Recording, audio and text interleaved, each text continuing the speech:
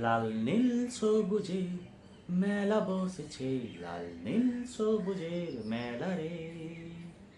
আয় আয় দেখবি যদি আয় নতুন সেই এক মেলা রে। কি ভাবছো আজ শুরুতেই কেন গান গাইছি? বা ভাবছো বসন্ত উৎসব বা কোনো রঙের মেলা নিয়ে কিছুটা গান, সেই নিয়ে আজকে ভিডিওর টপিক? আরে না না, সেসব কিচ্ছু না। এখন লাল, কমলা, সবুজ কত যে রং আমাদের পাড়াতে বিক্রি হচ্ছে, প্রচুর রং বিক্রি হচ্ছে। হ্যাঁ, তবে একটা কথা কি, এই বিভিন্ন রঙে মন রাঙুক বা নাই রাঙুক, মোটামুটি বড় বড় সব নেতাদের ভাষণে তাদের প্রতিশ্রুতি আর মাইকের আওয়াজে ভাই কান একদম ঝালাপালা। তো কেমন আছো বলো? অনেকদিন পর তো এলাম। ভালো আছো তো? পরিবারের সকলে ভালো আছে? পরিবারের সকলকে আমার পক্ষ থেকে শুভ নববর্ষ। ভালো থেকো, সুস্থ থেকো। তো চলো আর বেশি টাইম নেব না, বেশি টাইম না নিয়ে শুরু করি আজকের আড্ডাটা। হ্যাঁ চলো, লেটস স্টার্ট।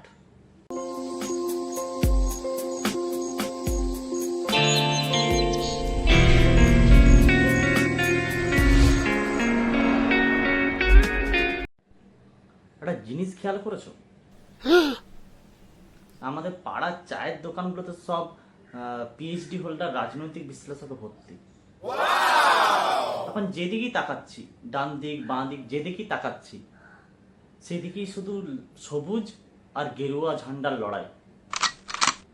আবার কেউ কেউ বলছে মাঝখান থেকে লালও নাকি ফিরে আসবে। চারিদিকে যা লাল, কমলা, সবুজ, হলুদ, যা সব রঙের খেলা শুরু হয়েছে, এই রঙের ভুলভুলাইয়াতে আমি যে কোন দিকে যাচ্ছি বা আমি যে কি করব আমি নিজেই কনফিউজ। এই কিছুদিন আগের গল্প আর কি, আমি পাড়ার চায়ের দোকানে বসে আছি, চা খাবো বলে। তো আমার এক মানে যিনি এবারে ভোটে দাঁড়িয়েছেন আর কি, আমি কাকু কাকু বলি সম্পর্কে। তো সেই কাকা দেখছি ড্রেনের পাশে দাঁড়িয়ে আছে, কি না সে ড্রেন পরিষ্কার করাচ্ছে। ভাই বললে বিশ্বাস করবে না, যেহেতু তাকে আমি চিনি, আমি জানি সে মানে যদি চা খায়, চায়ের কাপটা পর্যন্ত ঠিকঠাক করে ডাস্টবিনে ফেলে না। যদি সে নিজে চা খায়, সেই চা খাওয়ার কাপটা লোককে দিয়ে ধোয়। আর ভোটের এমন মহিমা, সেই ভোটের জন্য সে আজকে মানে ড্রেন পরিষ্কার করাতে করাতে তো ড্রেন পরিষ্কার করাচ্ছে কাকু। ড্রেন পরিষ্কার করাতে করাতে চায়ের দোকানে এলো, চা খাবে, আমাকে চেনে জানে, আমাকে বলছে, কিরে জয়, কি খবর? ভালো? বাড়িতে তো সবাই, এখন তো বাড়িতে তুই আসিস না, কি হয়েছে বাড়ির দিকে যাচ্ছিস না?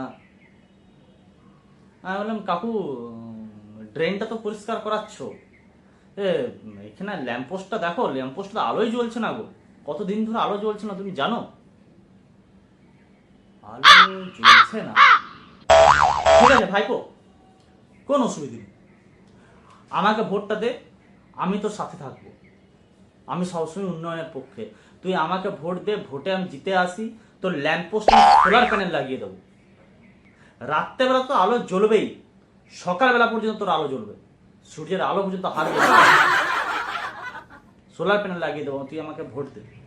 আমি বললাম, হ্যাঁ কাকু আমি অবশ্যই যাব, সকাল সকাল গিয়ে ভোটটা দিয়ে আসবো, যদি শরীর ভালো থাকে আমি যাব, এই কয়েকদিন তো শরীর একদম ভালো যাচ্ছে না গো, আমি যাব সকালবেলা গিয়ে ভোটটা দিয়ে আসবো যদি শরীর ভালো থাকে।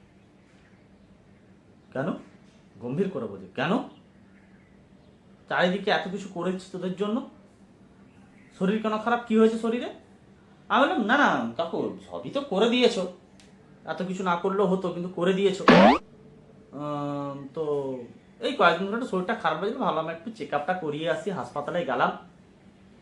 তা হাসপাতালে প্রথমে তো ওরা বলছে ডাক্তারই নেই আমাদের, একটাও নাকি ডাক্তার নেই, ডাক্তাররা নাকি সব ছুটিতে। আমি বুঝতে পারলাম না কি ব্যাপার, ডাক্তার ছুটিতে কেন। তো যাই হোক, অনেক রিকোয়েস্ট করার পর মেডিসিন ডিপার্টমেন্টে যে ডাক্তারবাবু দেখা পেলাম। তো উনি কিছু ব্লাড টেস্ট আমাকে লিখে দিলেন আর কি, যে কিছু ব্লাড টেস্ট যাও তুমি করিয়ে। প্যাথোলজিতে গেলাম, ব্লাড দেবো, ব্লাড টেস্ট হবে। প্যাথোলজিতে গিয়ে শুনছি ওদের ওখানে কোনো স্টাফ নেই। এবার তুমি বলো কাকু, এরপর যদি আমার ব্লাড টেস্ট করবার লোক আমি না পাই, ঠিক আছে, যদি আমি ডাক্তার না পাই, আমার বুঝবো কি করে আমার শরীরটা ভালো না খারাপ? এটা তুমি একটু দেখো। কি বলছিস লোক নিয়ে? অনেকক্ষণ ভাবলো কাকু, ভেবে পরে বলছে, ঠিক আছে বাবা, তোর কোনো অসুবিধা নেই, আমি এবারে জিতে আসি, আমার প্রতি ভরসা করে দেখ, আমি জিতে আসি, আমি তোকে কথা দিচ্ছি তোর ঘরের সামনে আমি ল্যাব খুলে দেবো, কোনো অসুবিধা হবে না, তোর টেস্ট সব ব্লাড টেস্টের দায়িত্ব আমার, তোর ঘরের সামনে ল্যাব খুলে দেবো আমি। আজ না কাকু, সে তুমি পারবে, মনে মনে বলবে, না কাকু সে তুমি পারবে, তোমার যা করে নিয়েছো তুমি পারবে, একটা ল্যাব খুলতে পারবে, অসুবিধা নেই, কিন্তু কাজটা করাবো কাকে দিয়ে?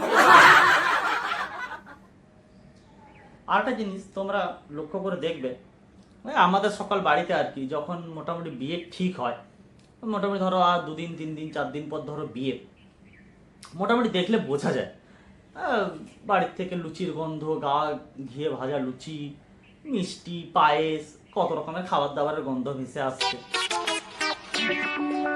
আর এখন ভাই পাড়ার মোড় থেকে সেই গন্ধগুলো সব ভেসে আসছে, যেটা শুনে আমি বুঝতে পারছি হ্যাঁ ভোট এসে গেছে।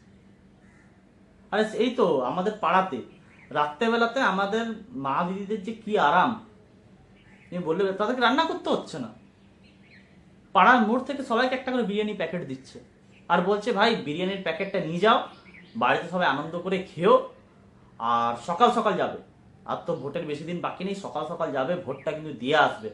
দেখো ভোট যেন উল্টোপাল্টা না হয়, কারণ আমি যদি ভোটে যদি না জিততে পারি তাহলে কিন্তু আমার উন্নয়ন থেমে যাবে, তোমাদের জন্য এত কিছু করছি, এগুলো আমি করতে পারবো না। যাই হোক বন্ধু, মজা তো অনেক করলাম, বা তোমাকে এন্টারটেন করার চেষ্টা করলাম, তো ভিডিও শেষে জাস্ট কিছু কথা তোমায় বলছি, একটা সিরিয়াস কথাই বলছি। ধর এই লাস্ট 1 মাস বা লাস্ট 4 দিন 5 দিন, লাস্ট 1 মাস ধরে যারা আমাদেরকে রাজার মতো রাখার চেষ্টা করছে, হ্যাঁ, যারা আমাদের ড্রেন পরিষ্কার করে দিচ্ছে, যারা হচ্ছে গিয়ে তুমি দাড়ি কামাতে কামাতে তোমায় এসে দাড়ি কামিয়ে দিচ্ছে, হ্যাঁ, আমার মা হচ্ছে ভাত রান্না করছে, ভাতের ফ্যানটা এসে বের করে দিচ্ছে, তারা আসলেই আমাদের নেতা নেত্রী তো? আমি ভোট দিয়ে তাদেরকেই আনবো তো? নাকি তারা এই সব করার পেছনে আমাদেরকে রাজনীতির পাঁঠা বানাচ্ছে?